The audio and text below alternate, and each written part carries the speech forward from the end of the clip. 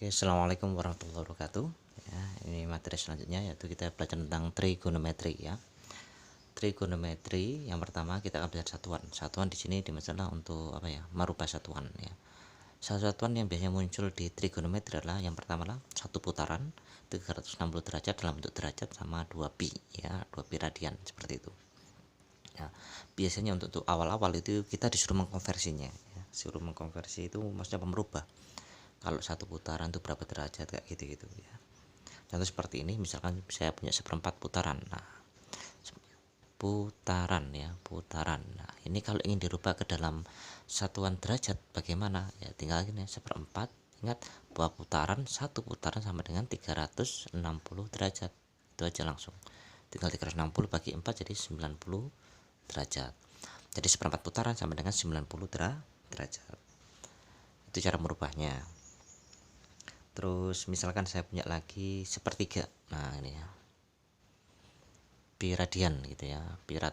Nah, pi rad. Radiannya saya berikan dengan kata RAD ya, rad. Nah, ini kalau ingin dirubah ke satuan derajat itu bagaimana? Ya tinggal sepertiga, ingat pi. Kalau 2 pi itu sama dengan berapa? 360 derajat, maka otomatis kalau pi-nya, maka di sini bisa dikonversi bahwa 360 derajat kan 2 pi. Lah kalau pi saja 1, maka sama dengan dibagi 2 kan. Nah, saya ulangi ya, kalau 360 derajat kan sama dengan 2 pi. Lah kalau pi saja gimana? Berapa derajat? Sama dengan ya 360 bagi 2 sama dengan 180. Ini juga sama, sepertiga pi rad ya. Jadi pi-nya sama dengan 180 bagi tinggal 60 derajat. Itu cara mengkonversinya ya. Sekarang misalnya saya punya setengah putaran. Nah, setengah putaran rupalah ke dalam bentuk radian sekarang ya. Dalam bentuk apa? Radian itu dalam bentuk pi ya. Setengah, ingat satu putaran itu sama dengan apa? 2 pi ya, tulis aja 2 pi ya, tulis sama dengan apa? Pi kasih radian. Mudah ya sampai di sini ya. Contoh lagi misalkan kebalikannya sekarang saya punya 240 derajat. Nah, ini berapa radian gitu kan ya, berapa radian ya. Caranya ya dibuat ke radian, bahwa sama dengan apa? 240 gini kan ya. Ingat, kita boleh menggunakan ini atau menggunakan ini juga boleh sebenarnya kalau kita ingin rubah ke radian. Jadi 240 derajat itu sama dengan kalau dirubah ke dalam apa? Radian ya, tinggal dibagi ya, dibagi. Jadi ini ke sini kan ya. Maaf, ini ke sini ya. Dibagi ke dalam radian. Caranya dibagi dengan 180 derajat kalikan dengan pi. Nah, kenapa kok bisa seperti ini? Perhatikan bahwa pi tadi berapa? 180 derajat kan. Kalau ini 180 derajat, ini 180 derajat, saya coret kan. Coret habis jadi 240 kembali lagi. Itu maksudnya. Jadi bagi aja dengan 180 derajat terus kalikan dengan pi.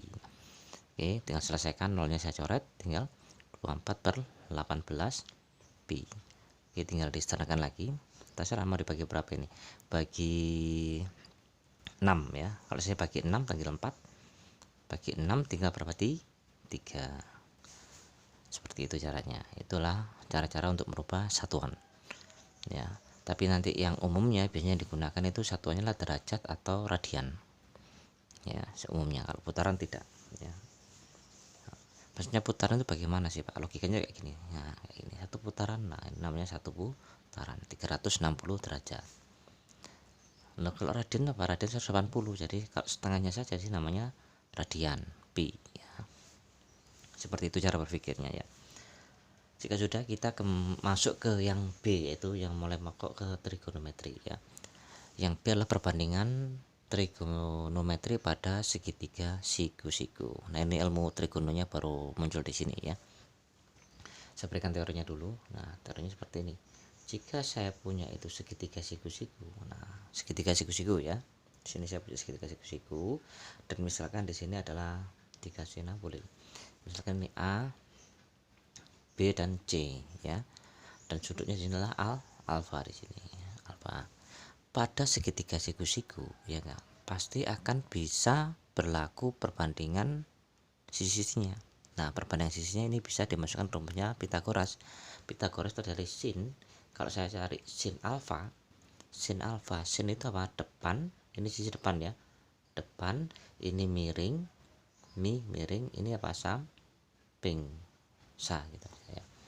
Kok bisa, maksudnya gimana? Biar lebih mudah untuk mengingat saja. Contoh logikanya kayak gini. Jika sin alfa, sin itu depan bagi miring. Kok dikatakan ini sebagai depan? Karena sudutnya di sini. Perhatikan sudutnya di sini. Sudutnya menghadap sisi ini kan. Nah, karena sisi ini dihadapkan berhadap dengan sisi apa sudutnya, maka dia sebagai sisi depan. Maka sama dengan BC dibagi dengan miringnya, yaitu apa, AC. Itu aja.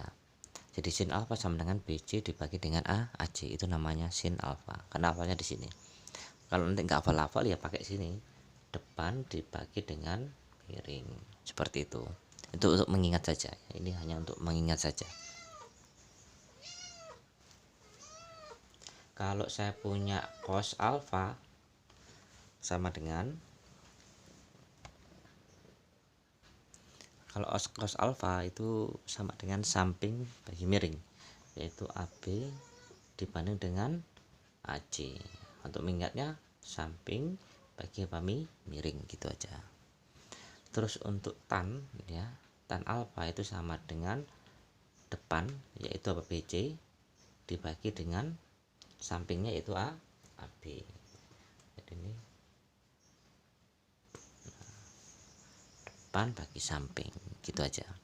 Kalau miring itu bagaimana sih miring? Miring itu adalah sisi yang berhadapan atau di depan sudut apa, siku, itu sisi miring. Dan dia nilainya selalu positif ya, nggak mungkin negatif sisi miring. Tapi jangan berasumsi bahwa sisi miring itu sisi yang bentuknya miring gitu ya, jangan ya. Jadi sisi miring adalah sisi di depan sudut siku. Karena ada kalanya digambar di soal seperti ini. Nah, mana sisi miringnya? Nah, kalau kita lihat bentuknya miring, ini juga miring, ini juga miring. Kembalikan ke definisinya bahwa sisi miring adalah sisi di depan sudut siku. Nah, kalau siku-sikunya di sini, maka ini depannya, maka ini sebagai sisi miringnya. Seperti itu cara berpikirnya. Oke. Kalau sudah, coba saya berikan contohnya di sini ya. Misalkan ini contohnya di sini, contoh. Diketahui segitiga ABC ya, diketahui segitiga ABC siku-siku di titik C. Nah, itu misalnya seperti ini. A, B, C ya, siku-siku di titik C. Oke. Jika panjang AB-nya itu adalah 10 dan panjang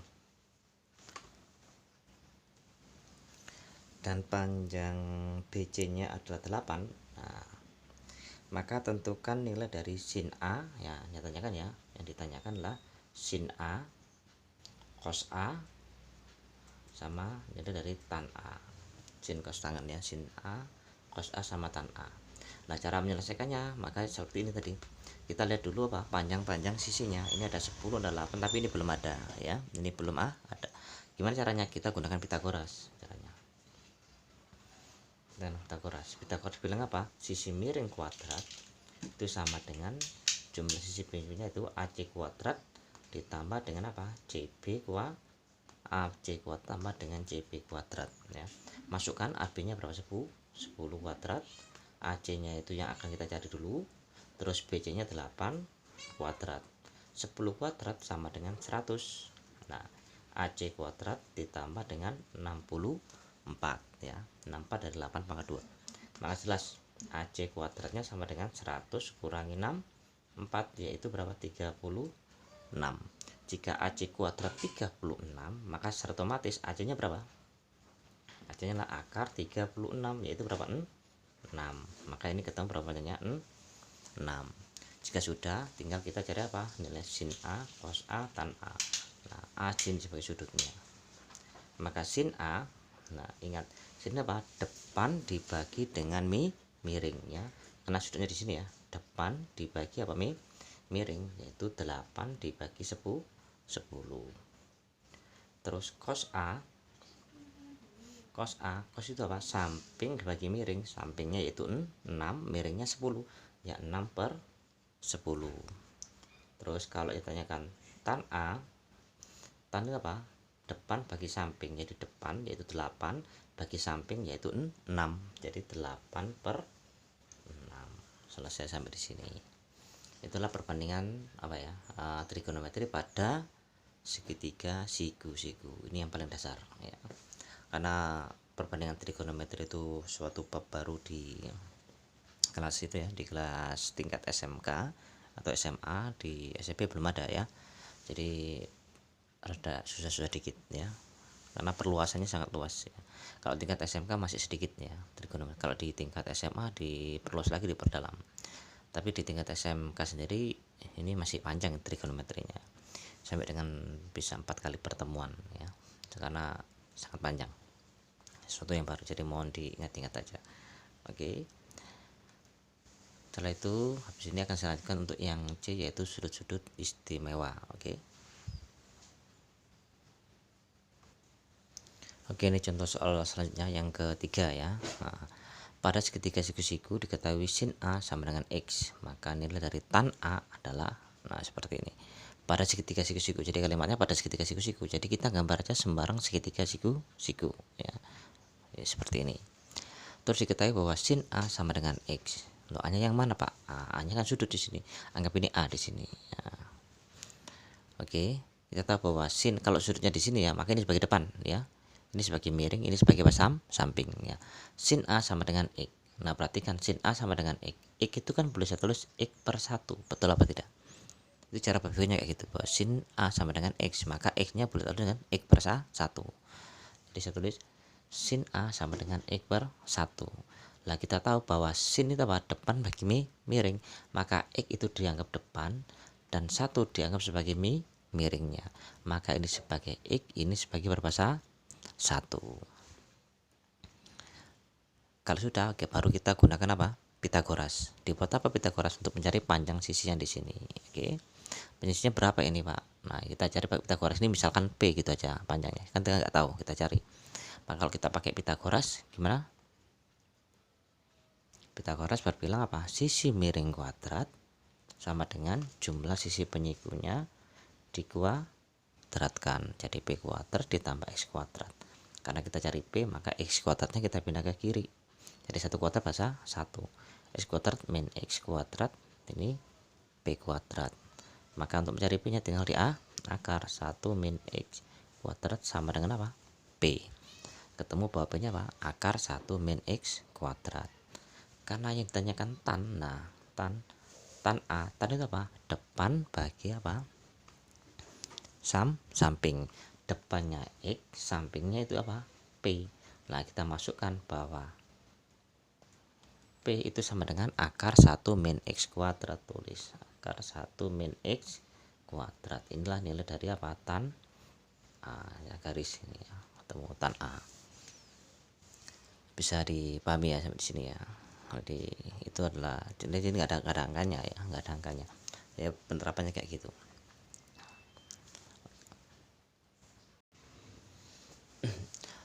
Oke, selanjutnya nih yang C, yaitu apa? Trigonometri untuk sudut-sudut istimewa. Nah, saya sudah buatkan tabel di papan, mohon diingat-ingat ini tabelnya. Nanti ya tabelnya di screenshot, ditulis di buku ya, mohon diingat-ingat. Karena nanti sudut-sudut ini akan harus selalu digunakan ya. Jadi dihafalkan ini, dihafalkan. Cara membaca tabelnya kayak seperti ini ya. Sin 0 derajat nilainya 0 ya. Sin 30 derajat nilainya setengah. Sin 45 derajat nilainya setengah akar 2. Sin 60 derajat setengah akar 3. Sin 90 derajat nilainya berapa? 1. Itu cara membacanya. Yang di bawah itu cos, yang di bawah lagi tan ya. Contoh misalkan cos 45 derajat nilainya berapa? Setengah akar 2. Contoh tan 30 derajat. Nah, sini nilainya sepertiga akar 3. Itu cara membaca sudut-sudut istimewa. Jadi mohon dihafalkan aja ini sudut-sudut istimewa. Contoh, berikan contoh, misalkan saya punya contoh yang pertama, sin 45 ditambah dengan cos 45. Nah, misalnya seperti ini. Gimana cara penyelesaiannya? Ya, masukkan sin 45 berapa? Sin 45 derajat setengah akar 2. Nah, terus cos 45 derajat, setengah akar 2. Sama, setengah akar 2 tambah setengah akar 2 jadi apa? Akar 2. Ya. Contoh lagi, misalkan yang kedua, jika saya punya ini, misalkan saya ini apa nih ya, sin 30 derajat nah kuadrat gini ya, ditambah dengan cos 60. Nah gini. Oke, ini misalkan 30 aja lah ya. atau 45 juga boleh lah ya, sembarang ya. Sin kuadrat 30 itu artinya kamu cari dulu sin yang 30 derajat berapa, setengah. Lah kalau ada kuadratnya gimana, ini dikuadratkan gitu aja.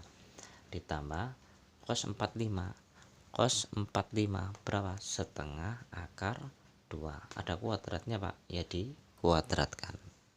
Tinggal selesaikan, 1 kuadrat 1, 2 kuadrat 4, ditambah 1 kuadrat itu 1, 2 kuadrat itu 4, akar 2 dikuadratkan jadi berapa, 2. Tuh kok bisa 2 akar 2, jadi logika gini, akar 2 kuadrat itu akarnya akar 2 dikali akar 2, akar 2 kali akar 2 itu akar 4, akar 4 berapa, 2, muncullah 2 di sini. Selesaikan dulu, ini 1/4 ditambah 1 kali 2, 2/4. Karena sudah sama, tinggal yang di atas ditambah 1 tambah 2 di 3/4. Jadi nilainya berapa nih, 3/4. Bisa dipahami ya di sini ya.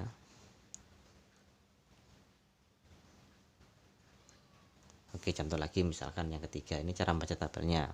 Misalkan saya punya tan kuadrat 60 ditambah dengan sin 90. Nah, selesaikan aja. Di sini aja ya. Tan 60 derajat apa? Akar 3. Ada kuadratnya, kuadratkan saja. Sin 90 nilainya berapa? 1 ya, tambah 1. Akar 3 kuadrat berapa? 3. Jangan tanya kok bisa, mikirnya kayak gini nanti ya. Terus ditambah 1 sama dengan berapa? 4. Selesai. Bisa dipahami ya di sini ya. Ini ya sudut-sudut istimewa. Jadi tabel ini mohon dihafalkan saja. Dihafalkan. Nah, kalau sudah hafal, nanti pada pertemuan selanjutnya baru kita akan bahas penggunaan dari sudut-sudut istimewa. Oke. Sampai di sini pertemuannya. Akhir kata, wassalamualaikum warahmatullahi wabarakatuh.